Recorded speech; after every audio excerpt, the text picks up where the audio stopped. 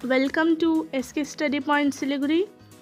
आप SK Study Point Siliguri के playlist में जाकर क्लास वाइज या सब्जेक्ट वाइज प्लेलिस्ट को चूज़ कर पढ़ाई आसानी से कर सकते हैं। बच्चों, आज हम लोग असहयोग आंदोलन में श्रमिकों की भूमिका पढ़ने जा रहे हैं और इसमें हम लोग देखेंगे कि किस प्रकार गांधी जी के आह्वान पर जो आंदोलन 1920 में शुरू किया गया था, जिसका नाम असहयोग आंदोलन था, उसमें मजदूरों ने, श्रमिकों ने किस प्रकार अपना योगदान दिया। बच्चों, प्रथम विश्व युद्ध के बाद विभिन्न कारणों से भारत का राष्ट्रीय आंदोलन शक्तिशाली हो गया और इसमें श्रमिकों ने सक्रिय रूप से भाग लिया। ठीक है, सक्रिय भूमिका किसके द्वारा निभाई गई? श्रमिकों के द्वारा, मजदूरों के द्वारा।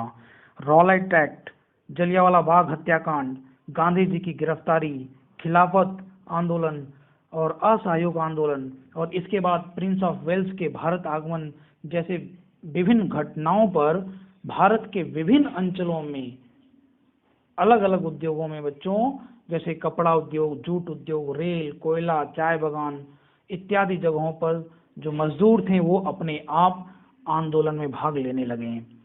बच्चों, 1919 में जब रॉलेट एक्ट के विरुद्ध श्रमिकों ने आंदोलन किया था, तब उनका जुनून देखने लायक था, उनकी भागीदारी देखने लायक थी।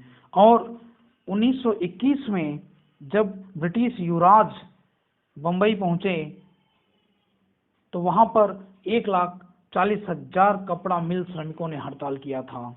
ठीक है, यानी अप्रॉक्स 1.5 लाख कपड़ा मिल श्रमिकों ने, कपड़ा मिल मजदूरों ने हड़ताल किया था। और अहमदाबाद, गुजरात में जो कपड़ा मिल श्रमिक थे, उन्होंने लगातार इस आंदोलन के दौरान, असहयोग आंदोलन के दौरान हड़ताल करके अपनी भागीदारी दी और कहीं कहीं बच्चों ये हड़ताल हिंसक हो जाती थी। समझ गए? असम के चाय बागान में जो श्रमिक थे, मजदूर थे, उन्होंने भी अपना योगदान दिया था। असम में चाय बागान के 12,000 ठेका मजदूरों ने जब चाय बागान छोड़कर अपने वास स्थान को चल पड़े तो बच्चों, चांदपुर के स्टीमर घाट के पास गोरखा सैनिकों ने उन पर गोलियां बरसा दी और इसके विरोध में चित्तरंजन दास के नेतृत्व में ईस्टर्न बंगाल रेलवे एवं पद्मा नदी के सभी स्टीमर घाट के मजदूरों ने हड़ताल किया था। तो एक तरह से हम देख रहे हैं बंगाल के तथा देश के अन्य भागों में जो अलग अलग उद्योग हैं, जो अलग अलग इंडस्ट्रियल क्लस्टर्स हैं, वहाँ पे मजदूरों का यानी श्रमिकों का हड़ताल हम देख रहे हैं और उनकी भागीदारी भी देख रहे हैं। ठीक है बच्चों, कलकत्ता का जो जूट उद्योग था, आपको मालूम है जूट उद्योग कलकत्ता में केंद्रित था। ठीक है, कलकत्ता के आसपास के इलाकों में भी था।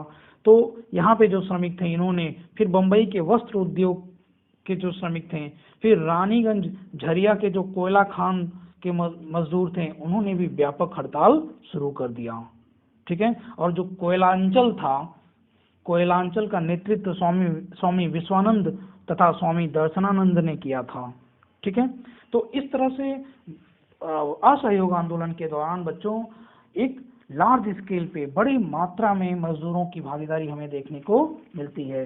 रजनी पामदत्त एक इतिहासकार हैं बच्चों, इन्होंने लिखा था कि 1920 ईस्वी के शुरू के 6 महीने में लगभग 200 हड़तालें हुई, जिनमें 15 लाख मजदूरों ने हिस्सा लिया था। ठीक है, तो इससे हमें पता चलता है कि किस प्रकार मजदूरों का मोबिलाइजेशन असहयोग आंदोलन के दौरान हुआ था। बच्चों, इसके बाद 1925, आपको पता है असहयोग आंदोलन में जब चौरी चौरा का कांड हो गया था 1922 ईस्वी में, तो उसे गांधी जी ने वापस ले लिया और उसके बाद 1925 से 1929 के बीच की क्या स्थिति रहती है बच्चों? इस दौरान धीरे धीरे जो मजदूर हैं उनके ऊपर वामपंथी प्रभाव पड़ रहा है। जो कम्युनिस्ट आइडियोलॉजी है, वामपंथी विचारधारा थी, वो श्रमिकों के ऊपर हावी होने लगी।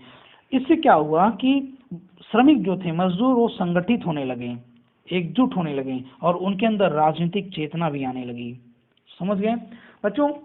1927 ईस्वी में भारत के श्रमिक आंदोलन में एक नए अध्याय की शुरुआत हुई थी।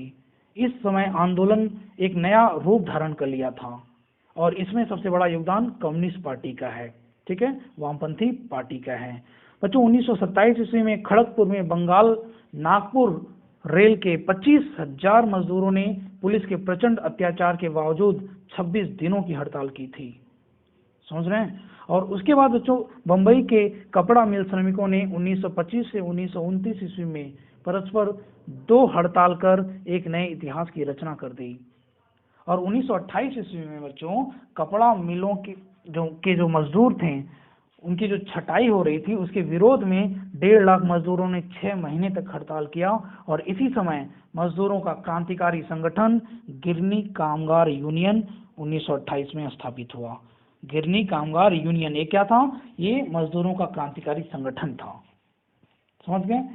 इसकी संख्या 1928 में लगभग 324 थी, लेकिन वर्ष के अंत तक इसकी संख्या लगभग 54,000 जैसी हो गई, समझ गए बच्चों। साइमन कमीशन जब भारत आया था 1928 ईस्वी में, उस समय भी श्रमिकों ने वामपंथियों की प्रेरणा से महत्वपूर्ण भूमिका निभाई थी। और 1928 में जब साइमन कमीशन बंबई पहुंचा तो श्रमिकों ने जोरदार आंदोलन किया और लगभग 30,000 श्रमिकों का जुलूस निकाला गया था और उनका नारा था ब्रिटिश साम्राज्य ध्वंस हो, समझ गए बच्चों।